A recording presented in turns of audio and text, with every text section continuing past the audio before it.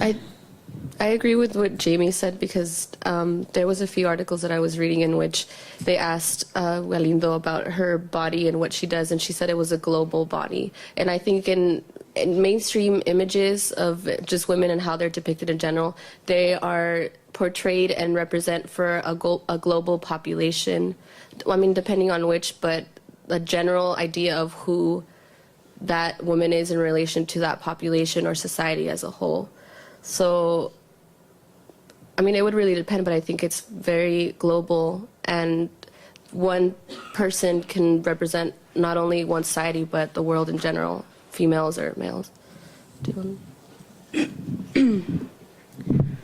So I can't really talk about the actual participants in my study, but the telenovela Sin Tetas No Hay Paraíso, the main character, Catalina, I feel like she stands in for a lot of women who obviously do feel insecure about their bodies because they compare themselves to other women or other bodies that are, I guess, are eroticized, like in the media. So throughout the whole show, it's following Catalina and just her.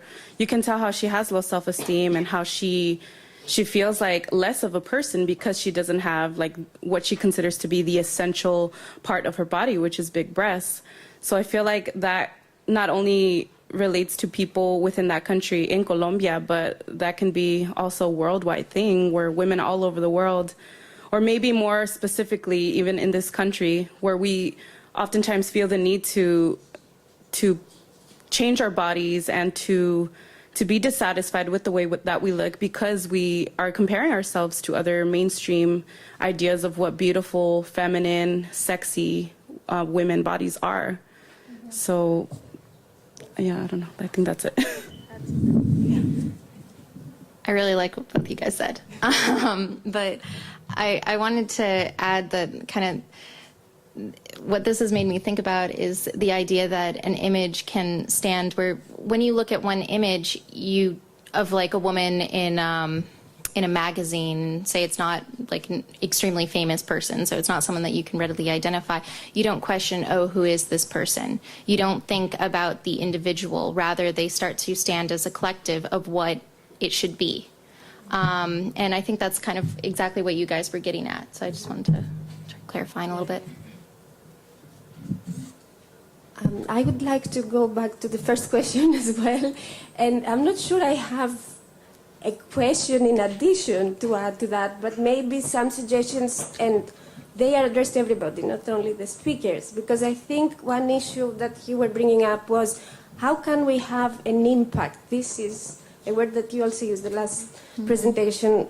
How can we make a difference through what we do, which is what artists are blessed with, because they can have more visibility and both make people sing or make them have emotional reactions or whatever. And as an instructor, I often feel I'm trying to do the same, but I'm not sure how successful I am. But then students get interested in these subjects and they continue the research and they go out to the world. And one way to think about the impact is not only through our research, but also how we, in our personal lives, then interact with other people based on what we know and what we learn. So I think this whole panel here and the whole program is a way of making an impact and carrying it forward. And I think you now understand maybe better the questions that we are raising, and you will carry them forward. And I see that you are all women talking about the position of women. So my wish is that the men who are in this gathering, especially the students, will also be attracted to these issues and want to think about them and do something about them. So I don't know if you have any other thoughts on this. You guys have anything? Okay. So I talked to you a little bit about this earlier, but within my research, there's one thing that I, especially in my presentation, I actually took it out because of lack of time, and really there was no answer. It was just kind of to prompt thought, really. And that is, in the modern context, does the modern audience really want to be more of a viewer or a voyeur? So how do we go about looking at things? And not only how do we go about looking at things, but what exactly do we choose to look at? And I think that's what it comes down to, what really catches our attention. And with popular media right now, it's really difficult to bring in something that that is so different as to break from the social norm and the normal way of representing women, of how women are thought about. Lost my train of thought. Anyone else?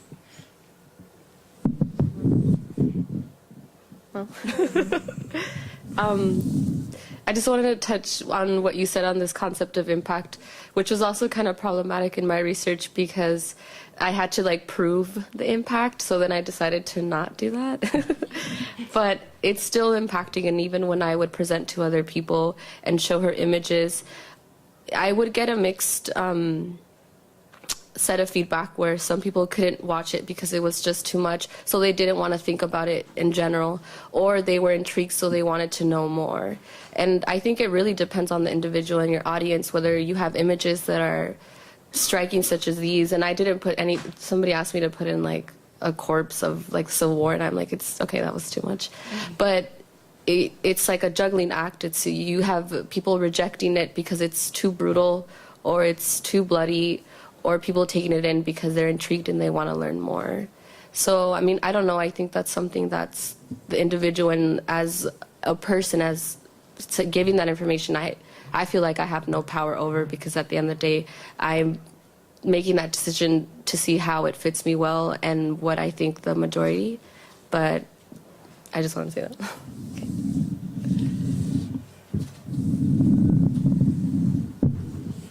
I don't really have a comment on that.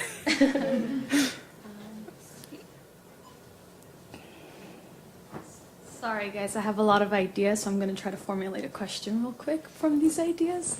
So basically, we've like focused on how the media has negative, well, not negative, but like not a good light for women. Mm-hmm. And I'm wondering if you guys have any suggestions on whether the media can project a woman in a good light, and if so, what those suggestions are. And I mean, because I feel like it's up to us to take it back, mm-hmm. and I'm sure you agree. So if you guys have any suggestions on what the media shedding good light on women would be. Well, I guess I can speak in the case of telenovelas, which are very problematic when it comes to representing women and women's sexualities and the absence of queer sexualities. So in terms of maybe improving or becoming more diverse and representing different identities, it might just be a matter of the people who are actually producing these telenovelas and the people who write these storylines.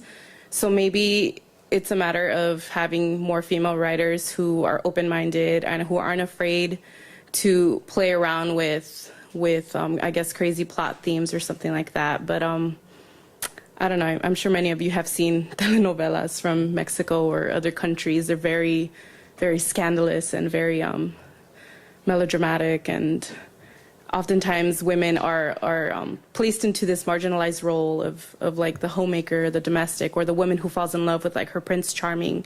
And essentially that is what we see nowadays. And that image hasn't really changed. And in the case of Sin Tetas No Hay Paraíso, it's obviously not about like a homemaker or anything, but Catalina is still being placed in this, I guess, role of a lesser person because she doesn't see herself as having value, or like her body doesn't have value. And even throughout the show, that idea is still kind of reinforced. So there isn't really like a positive outcome to any of her situations. So yeah, I think it's just a matter of who's producing the media and changing those mindsets.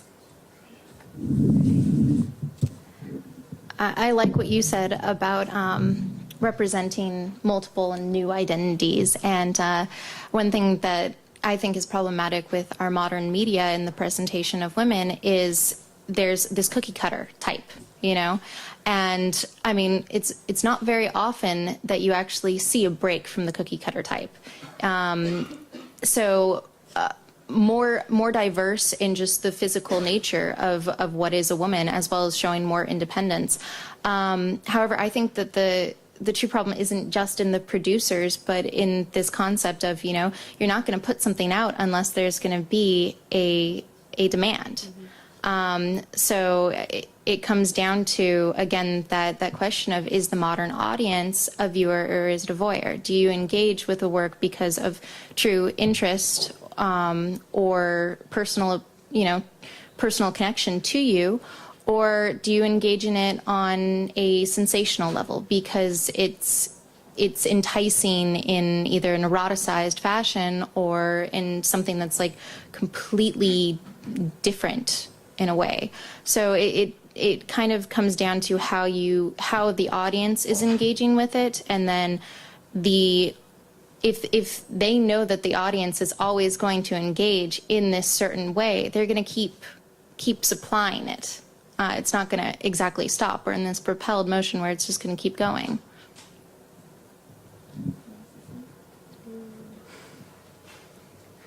Okay. Thank you. Thanks. Thanks everyone for those great questions and responses.